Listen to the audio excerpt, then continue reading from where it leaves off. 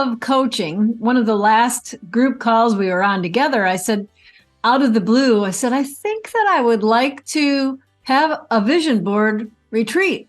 And I had a couple of women in the group who said, well, I would come. And that was in December. And it was the following January that I held my first vision board workshop in my living room. It's more than just the vision board, right? That is like the end thing. It is a part of who I am now and helping women discover who they are, what their dreams and their desires are outside of all of these titles. I believe that it is my true calling. All right. Welcome back, friends, to the Discovering Your Calling podcast. I am your host, Sherry Miter. And today we have another great guest, Jackie Armstrong, who is the Midlife Dream Life podcast host. And she works with women specifically in that midlife who are just coming out of empty nest, coming out of that phase of what have I been doing, and into this brand new dream life that she helps them create. So I know this is going to be a really super fun conversation with Jackie. So welcome to the podcast, Jackie. Well, thank you, Sherry. This is exciting. I'm very glad to be here. And, you know, our paths crossed because we both desire to help people live truly and authentic to who they are and who they desire to be. And so I'll just share a little bit of how I got to where I'm at today, because our stories are a part of the process, right? It's our for me anyhow, my mess has become my message. And I know that I'm not alone in this place that I was. So I was a single mom till my daughter was 13 and got married. And we've been married now. I've been married my second husband for 23 years. But when we first got married, he didn't have any kids and had no idea. So really, I was still a single parent, right? And you said your daughter was a teenager? Yeah, she was 13. So that's a tricky one to step into. It was. That poor guy, he didn't stand a chance, right? I mean, and Jamie and I, neither one of us had any real positive role models for what a dad was supposed to look like, what a husband was supposed to look like, because I was brought up single parent as well. And so I was young when I had Jamie, married and divorced by 22, married my now husband when Jamie was 13. And I was excited because I was thinking, well, I won't even be barely 40 years old. I will be just barely 40 when my daughter graduates from high school. I'm thinking, oh, great. I can go out and live my life then, because I found myself. I went right from high school to the military, marrying my first husband, getting out of the service, having my daughter. And then 3 months after she was born, my husband left. So I became a single parent. So I never really had any space for my own self of discovery and what do I even really want. But I will say, when I was 15 years old, I had an opportunity. I know that I didn't like school. In high school, anyhow, I wasn't a big fan. So I was in this program called Co-op, where I could have a job that was related to one of my classes. And I had a couple of workshop classes like wood shop and metals. I loved working with my hands. I love being creative. So I got a job in a dental office because I was going to be using a dental lathe. Well, lo and behold, here I am now at 57 and I own my own dental lab. So this is what I've done my whole life, my whole adult life. There have been other things, of course, as well. When you're a single mom, you do whatever you have to do to make a living. But this wasn't like, it was great.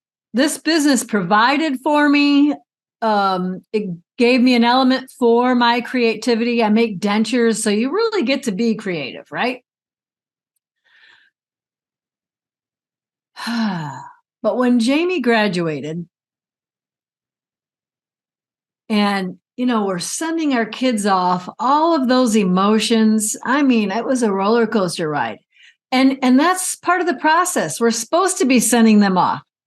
We're raising them, equipping them to go live their own life, go live their own dreams, their own desires. And I really was blindsided with how lost I felt. I mean, lost. And I didn't know why. I really didn't know why. Well, frankly, my marriage was not great at the time. Like I said, bringing him in when my daughter was 13, there's that whole situation there because it'd just been her and I, and she rubbed up against him because who is this? It was unspoken, but who is this guy coming in and moving in on my mom and my space, my territory, that sort of thing. So and there were other things as well, but our marriage was strained. And so when Jamie left and I was left with, what am I supposed to be doing now? I mean, I really felt so lost. I was, one of my podcast titles that I did was, I said, I didn't see that coming. I didn't see that coming. I didn't see this place of sadness and lostness. It was this lostness, what am I supposed to be doing now? Yeah. And like I said, I had my business, which was my career at that time. It had been a good 10 years that I'd been doing that, owning my own business, but it was not getting me any satisfaction. And there was a time where I just couldn't take it anymore. I couldn't take this unrest. Well, the first thing that I did was, Neil and I, my husband, let's do some marriage counseling. Well, I got to tell you, so we went to the marriage counselor and she was very kind. She said, well, I can counsel you on your marriage, but you really need individual counseling, which is so true, right? I mean, we could work on the outside stuff of how we could, like each other better and maybe do things, but it really was internally for both of us. And so that began this journey for me of really discovering and recovering who am I outside of mom? Who am I outside of Neil's wife? Who am I outside of the church leader? Who am I outside of all of these other identities? And I got some great healing for sure. And like I said, 23 years now, Neil and I, this is both of our second marriage, and we really, really like each other. We enjoy each other's company. That's if you were to see behind closed doors all those years ago, you probably would have placed a bet that we were not going to make it, right? And we're more than making it now. We're thriving. That's awesome. And I share that part of my story because I want to give hope to anyone who is in this place. Because when midlife comes and you end up in this empty nester place, and maybe if you even haven't had kids, but you're been at a career for a while and you've been married for, however many years, there comes this thing what am I supposed to be doing now? Yeah. And midlife and empty nest can make a bad marriage worse. Right? It's interesting that you're sharing that, which thank you for that. Because when I was much younger and even as a kid, I had a couple of friends' parents that got divorced after they left high school. And, and then as an adult, when I first started seeing these friends getting a divorce, again, after their kids left, I didn't understand that. And I was like, well, they've been married 20 years. Why would they get a divorce now? It didn't make sense to me when I hadn't been there, didn't know that. But then you could see, now I understand, especially when you put so much heart and soul, even if it's your first marriage. And it's your, together kids. Yes. You put all this heart and soul and you make your kids your priority. You forget sometimes that you're a couple first. Yes. And that is something that I will say, my husband and I are very blessed that we had two good role models, his parents and my parents, that always were a couple first. Wow, that's great. That helped us do that. And I hope we were an example for our kids too, that because there does come a day, there does come that day where those kids leave. And if we have forgotten our relationship as a husband and wife, and or as I know for you were sharing and your podcast, and we'll dive deeper into that too, that if all we've been is our kids' moms, even though that is one of the greatest roles that we can ever have. It is. I mean, we're raising the next generation. It's a huge responsibility. It's a huge one. But if we totally lose ourselves in that, then we can feel very lost. So I'm glad that you and Neil, right? Yeah. Yes. Worked it out, because that's another thing too. And that's, that's for another podcast and relationships and stuff. But oh gosh, marriage is hard. Marriage is hard. And we've got to work through the hard parts, in all of that. But let's go back for you. So your daughter left. Your marriage is challenged. That's a good way to put it. And so what were all the emotions? Like, what were those emotions that you were feeling then when you realized, like, wait, I don't even know who I am? Yeah, the probably the biggest word now, and I didn't have these words while I was in the middle of it. Right. We don't know what we can always, it's easier to explain afterwards, right? Exactly. Lostness, hopeless, like totally out of control of my circumstance. Like life was happening to me and not for me. Life was just happening to me. I didn't have any control over having to work, having to do this, having to, and so I finally got to the place. So I got some of my own inner healing where I realized, okay, my worth and value doesn't come from all of these outside titles.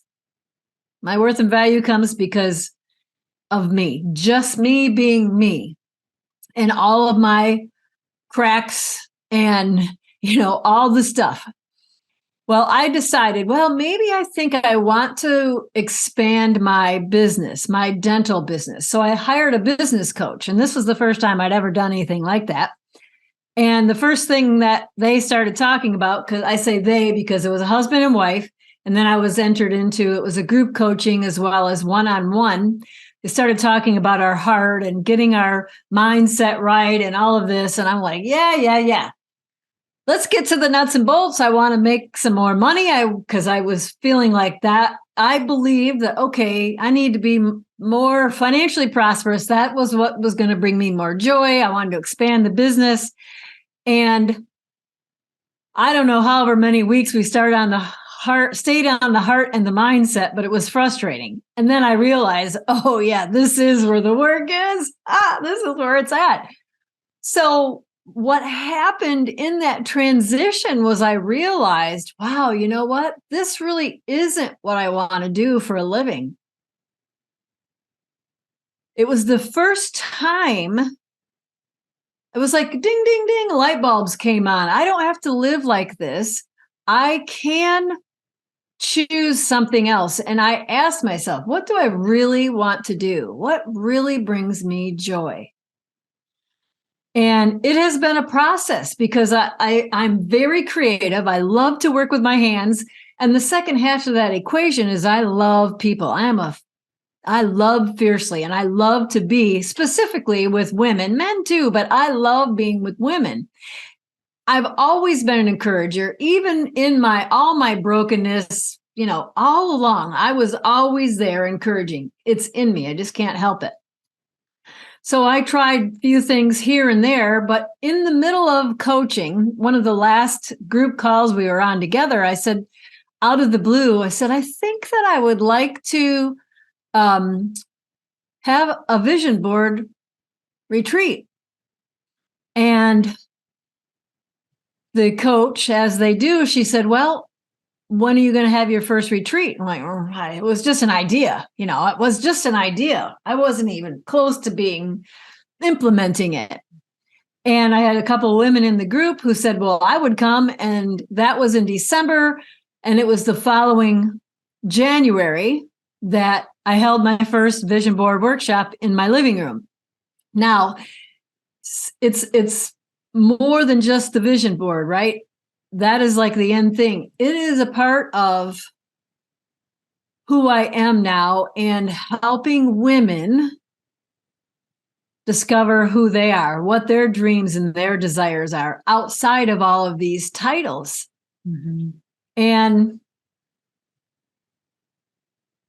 I'll go back to that line I said, my mess has now become my message, and it is my passion. I believe that it is my true calling. I really do. Lifting other women up and helping them. Because my life wasn't like, I wasn't, living in the streets. My story wasn't that, but it doesn't matter whether you're in that place or you are super wealthy. All of that, if we're not living from true to ourselves and from our heart, our authentic selves, right? Who God designed us to be, who he had in mind when he created us, whether somebody believes in God or not, how we were originally created,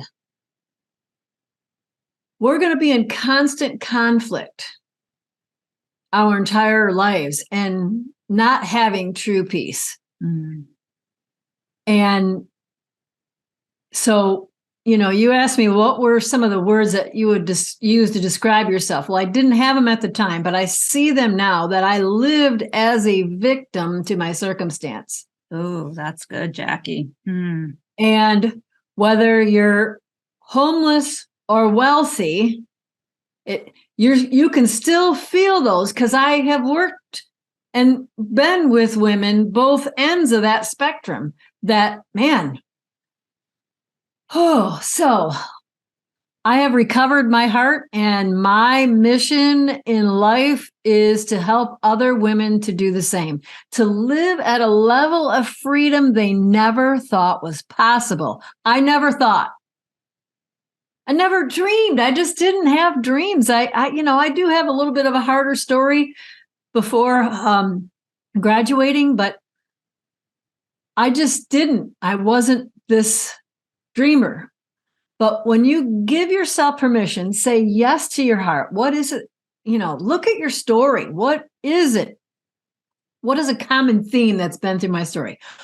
What do I turn to that brings me something healthy, that brings me joy, that I get lost in doing, right? And pay attention to those cues. And we as women, we're givers. Mm-hmm. Givers, so much so that we forget about our own selves. Right. At least mm-hmm. I'm going to say, because now I've talked to enough women, I've been in this area for a decade now, right? And not quite, but close enough that I know that statement it's very true. Mm-hmm. And especially if there are kids involved, whether they're your own or your nieces or your new husband's kids, we just, and if you're married too, throw that on top, oh my gosh. Yeah.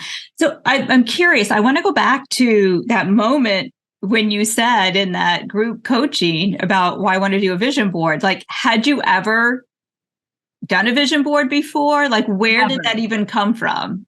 That is a good question. Where did that ever come from? I believe that through my healing process, somewhere along the line, and I don't have any sort of recollection, but there was some sort of seed, there was some sort of word that was spoken that dropped that thought process in there. I am a visual person. Oh, and here's what's funny. When I told my daughter what I was going to start doing, she said, well, of course, Mom, you've always done vision boards. And I'm like, what are you talking about? Well, I have in my room downstairs where I have my little morning routine, it's my old place. I'm up here now, but I have my little quiet time.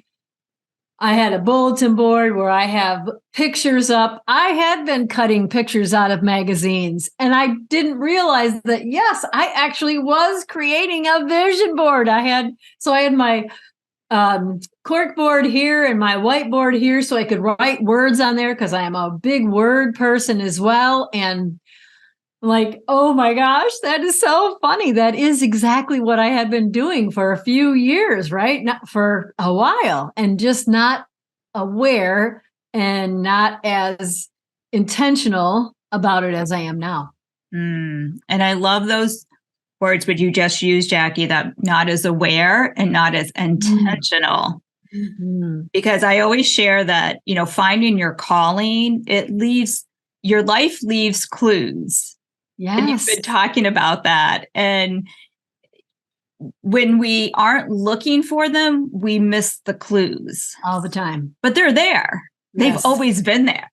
Mm-hmm. So when we open ourselves up, which it sounds like that course that you were taking, that program you were taking, the business course, just put you in that space to be open to seeing what was there. And even though you may not have put the word to it, that like, oh yeah, vision boards I've been doing. That's something I love. It's something I've experienced. That's the thing I want to try doing. The clue was literally right in front of you. It was. For however many years, right? And then you finally like verbalize like, oh, that could be a thing. That could be a thing.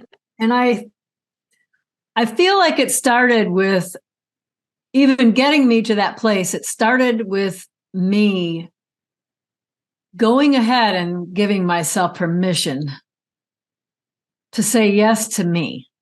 Amen. Mm-hmm. And I really, I know this to be true, that this is a hard one for women to do, at least on a regular and consistent, healthy basis for themselves, is to say, yes, it is okay. It's not selfish for me to take care of myself, for me to say yes to my heart. And what is it actually that I want to, you know what?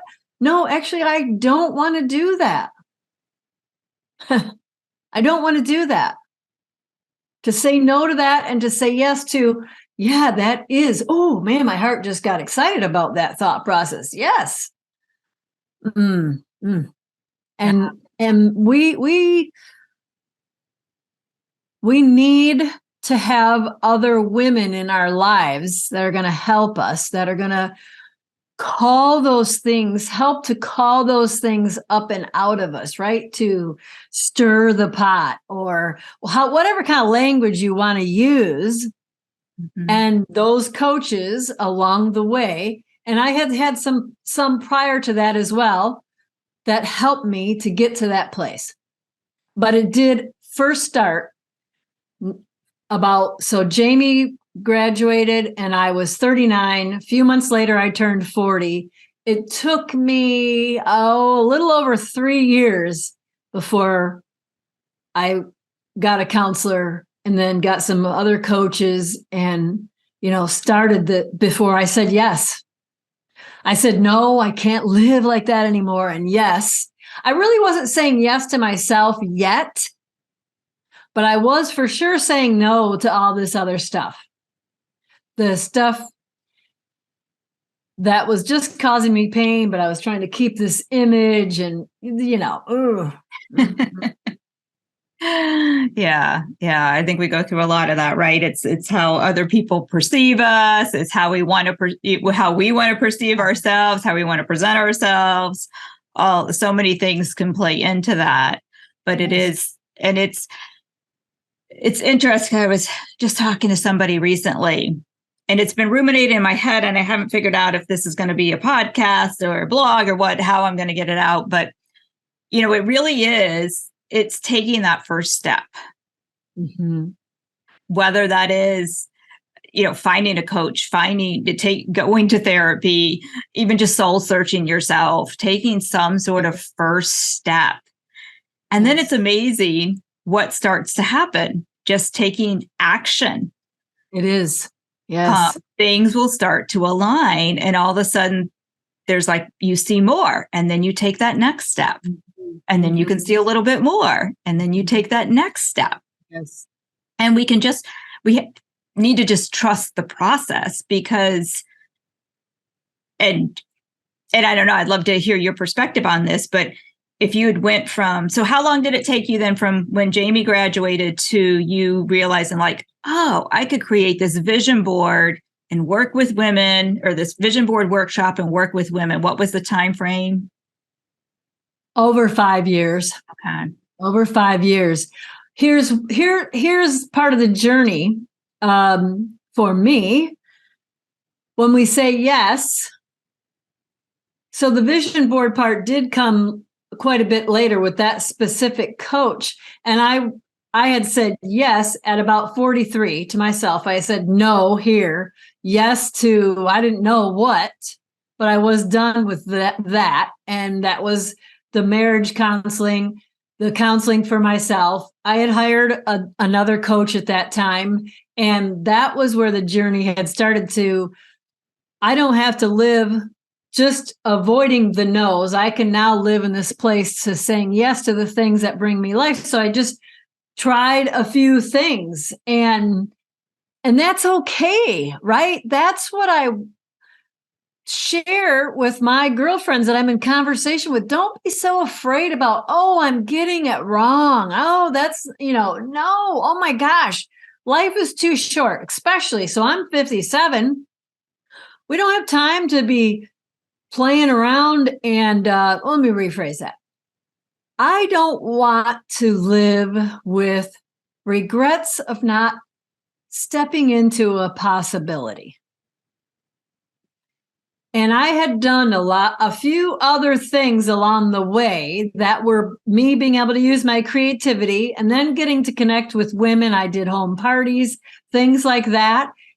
And they were fun, but they weren't what continued to light me up, to pull me on. They weren't this life-changing thing, what I found out that I desire for the other women. I was getting the community, but it wasn't at the level that I was desiring. Mm-hmm. And so it really just kind of, like you said, I took that first step, and then I took another step, and then ended up saying out loud, I think maybe I want to do a vision board. And that, even the first step was, I didn't know what it was supposed to look like, but it brought excitement to my heart. I knew I was going to be able to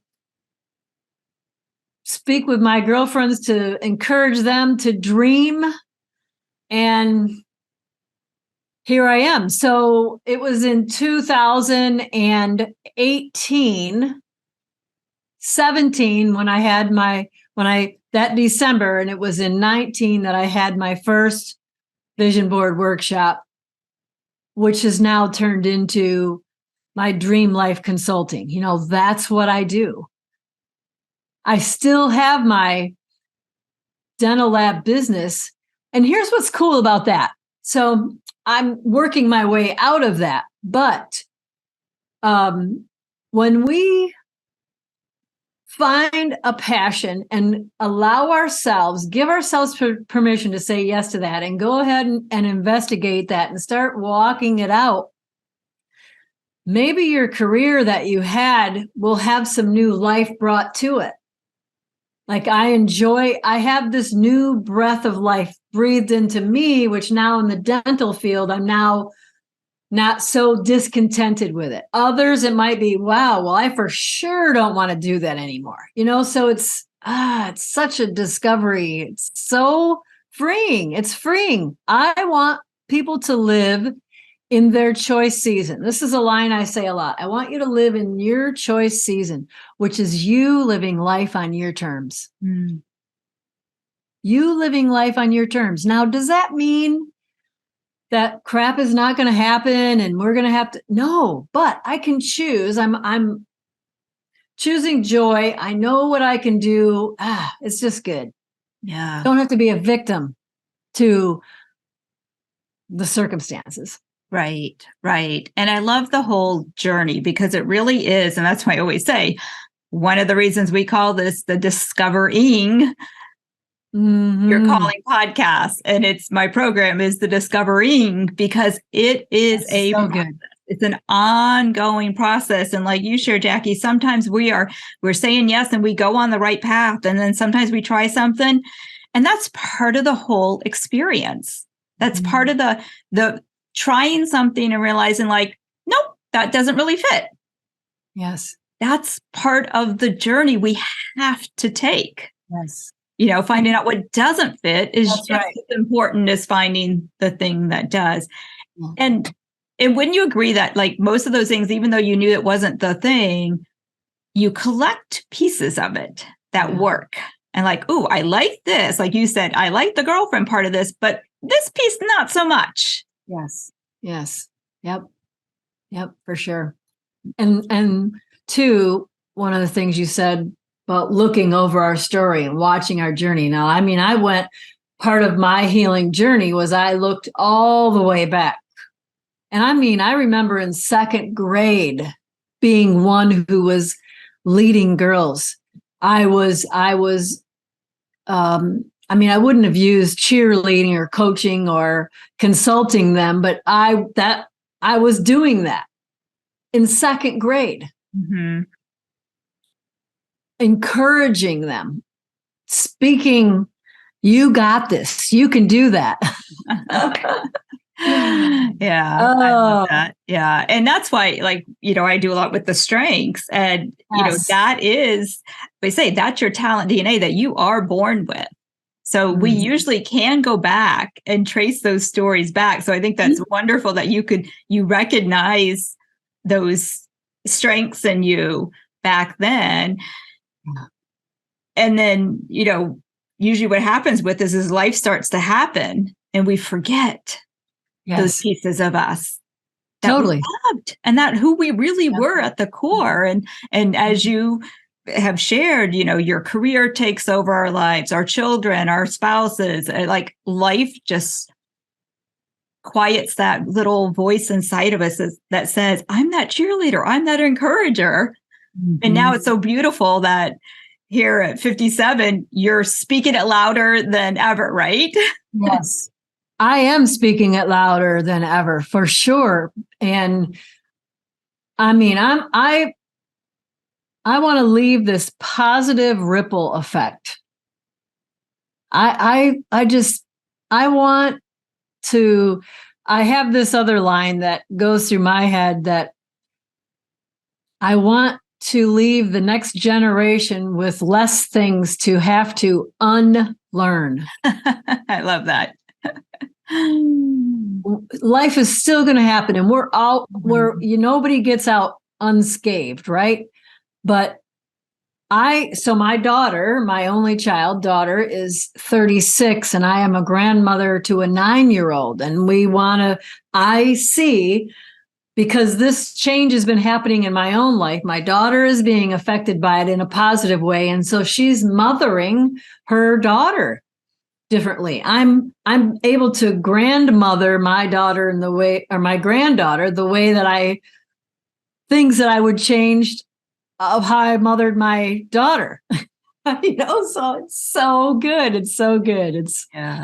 That's wonderful. Yeah. To be able to do that and to see that change. And so it's like the do-over because, hey, as moms, we make a lot of mistakes. Sure feels like it. Yeah. So it is fun to be able to like kind of get that do-over. It's like we do the best we can with what we have, right? Yes. But we could always learn more. So as we kind of wrap things up here, like, and I know we're going to do a bonus episode with more details about your actual vision, the vision board experience that you give, because it's so much more than a vision board. But what are a few of the things that you do now when you work with women? One of the first things, and I've said this several times, and it sounds kind of maybe hokey, but we all have to raise our hands and say, yes, looking in the mirror, I am giving myself permission to go ahead and explore my heart. And there's no dumb thing. Don't edit the list, right? Don't edit the list. Just give your heart freedom and permission to dream. And I have this passion map exercise that we do. It's just a list of random words, but it helps to stir things up to, oh, I forgot, man, I really do enjoy being creative, right? One of the gals that was in one of my workshops before, one of her words is systematize. And she lights up when you say that word. It's funny because that word for me brings no joy. No, me either. We were talking no joy whatsoever. I mean, I use her as an example a lot because it's not going to be the same for everyone. Right. And I have a client, the same thing. That's her. She lights up the same thing, but she loves systemized. So that's how beautiful it is. We're all unique. We're all unique. Yes. So, so that's that's like the key component. That's one of the first things that we do. We give ourselves permission to explore our heart. And when we're reading over this passion word list, this passion map exercise that we do, we don't edit the feelings, right? And you write down the words that that bring a level of ooh to your body. You feel that. Let's do that, right? Give yourself permission to go ahead and feel how that feels. Because we know what the bad feels like. Let's focus more on the good and get more of that going on in our body and continue to give ourselves permission to do that. And it's the starting point. It's like you're programming the GPS. It needs 2 coordinates. It has to know where you're at and where you're going. Well, listen, if we don't actually even know where we're starting, and we do that as well, in the workshop, but the end thing, where do I want to go? What? I don't even know. Well, hello, you're not going anywhere. You can't just go to the airport and say, I want to take a trip. Well, you got to have a destination in mind. And that's what recovering your heart is. That's what's finding out what your passion is. That gives you a direction. I love that. Yeah. And I don't know if you do this in the workshop or not, but I feel the same way. Like you got to at least kind of know, and it may change a little bit. Yes. Know that. I was going to say that.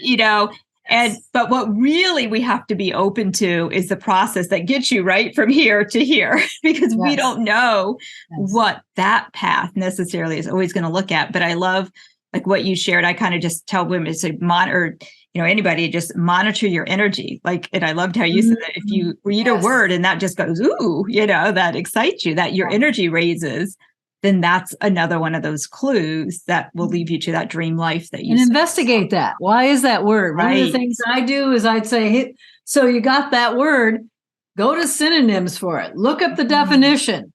Let's dig deep. Let's give yourself some time to uncover that, especially if we're in midlife. So that's where I do my main focus is midlife women. So we've had some stuff on us for a while, right? We've had all the stuff. So we got a lot to take off to get there. Right. So good. Right. Very good. So our time has flown by. Way too fast. It always does. Last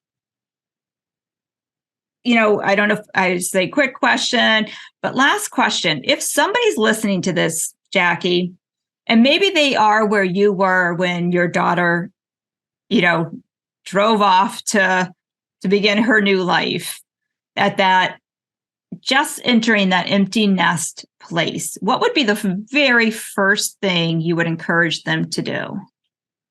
Don't stay there alone. Mm. I was the older one. I'm not the older one. Well, I am, but my daughter left the house way before any of my friends. So I didn't have anybody in front of me that was telling me that how I'm feeling was part of the process. So don't do this alone. And if your kids are still in high school, start thinking about yourself and outside of their life. It's crucial. Don't do it alone. That's the biggest thing. Don't do it alone. Make sure that have some girlfriends that are a little bit further than you. And if you don't have girlfriends, find somebody, podcasts like yours, mine, find some communities that are about midlife, because then, you get an open door into the next chapter. Right. Absolutely. Because, it is, personally, I loved empty nest, but there definitely are challenges, and that could be a whole nother thing, because sometimes they come back again, and that's a whole different story, but yes, because it's not the same. No, I wouldn't imagine. But yeah. So Jackie, I love what you're doing. I love your message there. And I know that there are women that, some of the women, we have guys that listen to the show too, but the women especially that listen to this, and I don't know if men go through it as much. If you're a guy listening, let me know. Do men go through this as much as women do with the empty nest?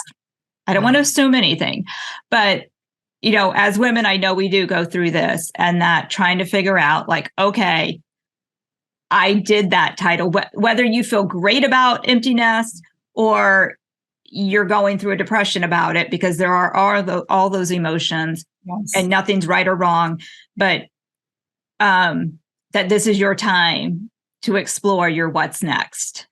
Yes. And re-examine who you are at the core, so that you can go start living that dream life that Jackie has shared with us today about that. Jackie, thank you so much for being on the podcast today and helping us hear your true calling story on how you did discover your calling. And I know that really you're just beginning again, which is I believe so. Yes, yeah. I believe that I am. Yes, for sure. It's exciting. And remind people, if they want to follow you, connect with you, and or listen to your podcast, remind them how to do all that. Yes, the podcast is your Midlife Dream Life podcast, and it's on Apple and Spotify. And Jackie Armstrong Consulting.com is my website. I got everything there, right? You can get hooked up to me, and Jackie Armstrong is who I am on Instagram and on Facebook. And if you do follow me on Instagram and Facebook, I'm always putting out just new daily stuff, right? Which we all need. We all need some inspiration. I get some and share it, and let's just share that goodness all around. Yes, I love your daily, a lot of positivity. So if you want more positivity showing up on your Facebook page, that's good. Follow Jackie. All right. And I'll have all the links in the show notes as well. Excellent. Well, thanks for having me. This has been great, Sherry. All right. Thank you. And thank you to the listeners for being here today.